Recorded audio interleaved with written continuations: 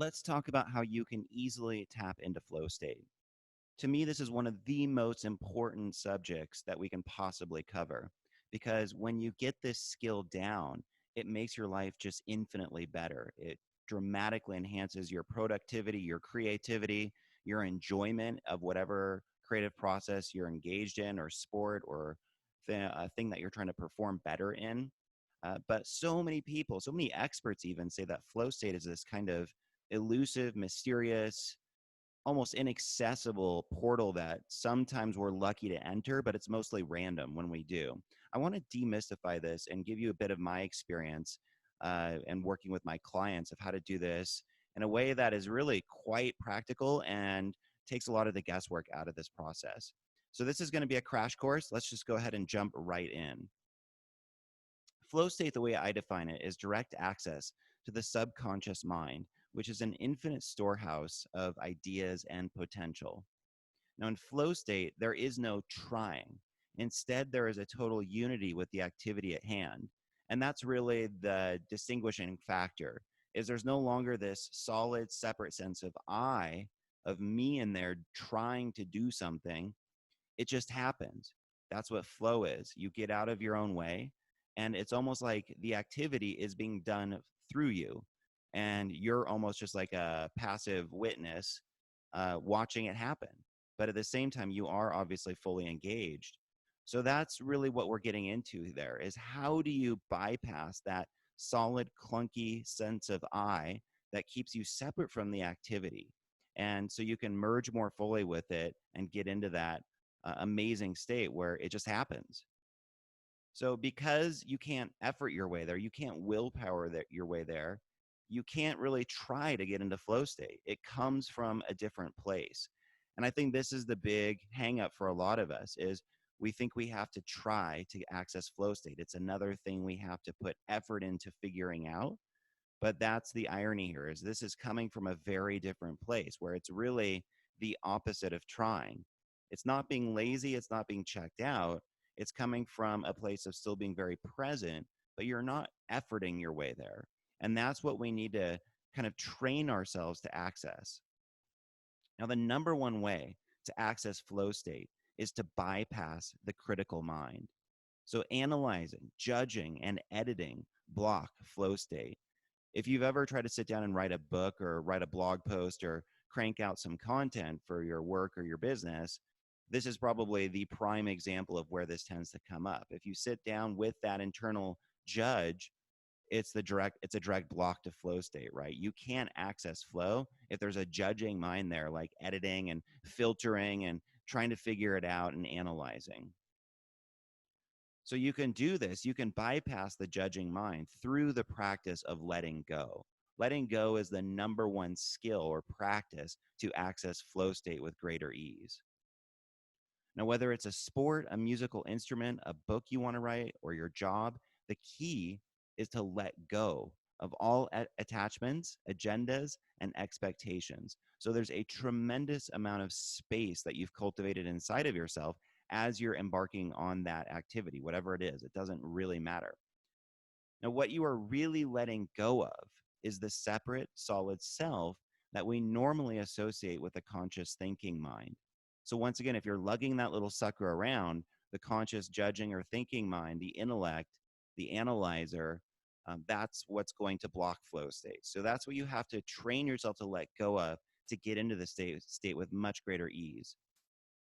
And as you develop the skill of letting go of the thinking mind, you begin to access the subconscious mind with greater ease. And once again, that's that infinite storehouse or portal of ideas, of energy, of potential, where everything inside of you that's already intelligent, that's already competent, is there. It's not something you have to access in an efforting way. It's already there in its own kind of innate perfection. So this is a skill that requires patience, trust, and repetition. But with practice, it becomes actually quite simple. It's just that most of us never learn how to do this in our modern world. So in flow state, you become unified with the activity. This means there is no you during these incredible moments of presence and alignment. And That's ultimately what we're training ourselves how to do, is get ourself, our solid clunky sense of self, out of the way. And not only with the activity that you want to cultivate flow in, but I guarantee you the more you learn how to live your life from this place, it's a total game changer in terms of your overall happiness, productivity. Like everything that matters to you gets better when you learn how to do this on a regular basis. The best way to optimize the chance of accessing flow state is to induce a state of deep relaxation prior to the activity. Relaxation is really like a gateway into flow state. And most of us know how to access a relaxed state on a fairly surface level. So you want to think of relaxation as having like infinitely deep layers or levels to it. And the deeper you go into a relaxed state of being, the more flow state will naturally arise. They're really kind of synonymous with one another. So, from this place of inner space and non attachment, you can practice free association, where you train yourself to do the activity with no thought or effort. And you have to be willing to be bad at first. So, you have to be willing to just feel awkward and like you're not getting it right, and notice when that judging mind kicks in and you're resisting it. That's all part of the practice. And if you're not willing to be bad and just feel like you're terrible at it at first, like totally incompetent, you're not going to be able to get there, because that's really the rite of passage into this, is be totally cool with sucking at this at first, because it's a new skill that you're developing. It's a new way of relating to whatever activity it is. So free association is first thought, best thought. So whether it's on the tennis court, playing a musical instrument, writing your book, it's this idea that your initial impulse is always the best one. And that's what flow state really is trusting that. What you are developing is unconscious competence much faster by removing the judging mind and trusting that first instinct. Unconscious competence means you don't have to think about it. It's unconscious, it's subconscious, it's happening beneath the surface. And you actually do have the ability to access that way of living your life, for by and large, pretty much every day that you're here. So in flow state, there is no time to second guess yourself. So your first impulse is seen as the correct one. That's really what you're training yourself to do here, is trust your intuition, trust that initial instinct or impulse. And it may feel like when you first try this, it's all over the place, it's not very good. But the more you do this, it becomes like this bullseye that you're zeroing in on. You get much more precise. You trust your first instinct that much more just with practice and repetition. Now, I recommend learning basic mindfulness meditation so you can learn how to detach from the thinking mind. And there are tons of information on YouTube, all over the internet, on how to do mindfulness meditation, detach from your thoughts and feelings, and see yourself as the awareness that all of your thoughts and feelings are floating in. That's a really helpful practice. I would also recommend immersing yourself in examples of flow state. And one of my favorite role models in this way is Harry Mack. He's a freestyle rapper. And if you just go to youtube.com/Harry Mack, I think that's his channel, I would definitely subscribe and just start binge watching some of his content. For me personally, he's been the greatest influence in my life in terms of being able to do this for myself. And I could speak for probably hours about his unique skill level and genius at doing this. But you want examples in your life of people that are doing this at a very high level, because it gives you confidence and it trains your brain to say, you know what, I can do my own version of this. If that's accessible to this human being over here, then I'm also a human being and I have access to these same qualities. And you start to believe in that more just through immersing yourself in examples like Harry Mack. Now, you can also check out all the videos on this channel, as they were all made more or less from flow state. I don't say that at all to like brag or anything, but it's just the way I create content on this channel. Even in this very video, it's all one take, it's all off the top of my head. I've just learned how to trust my first thought, my first impulse when I create content. And that's how I'm able to crank out videos more or less on a daily basis and do it very quickly. So that's a great example of productivity. For a lot of people, these kinds of videos or this kind of content takes them hours every day or whenever they do it.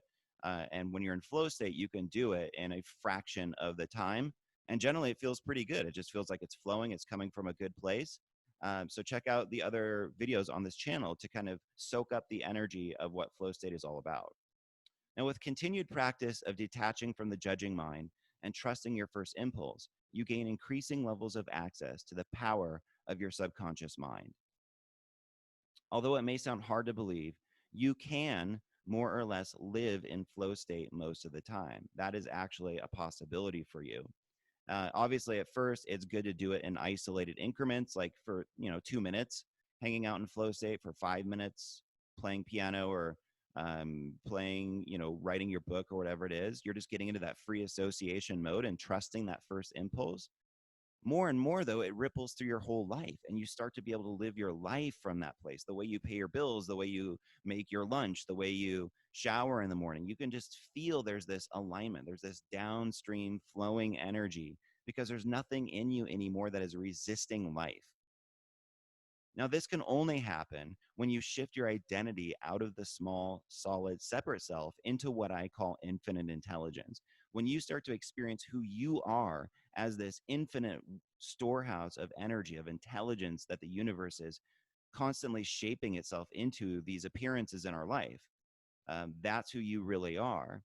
That's when you can live in flow state more or less constantly. That's a big subject. Obviously, check out the other videos on this channel because I go into a lot of depth on what's entailed in that, how to do it, what it's really about. I don't see a lot of people on YouTube talking about this, but to me, that's the real differentiator in terms of accessing your innate power, getting into flow, becoming a high producer, and loving the process. So be sure to subscribe to this channel if you want to learn more about how to do this, as this is the true basis of continual flow state in your life.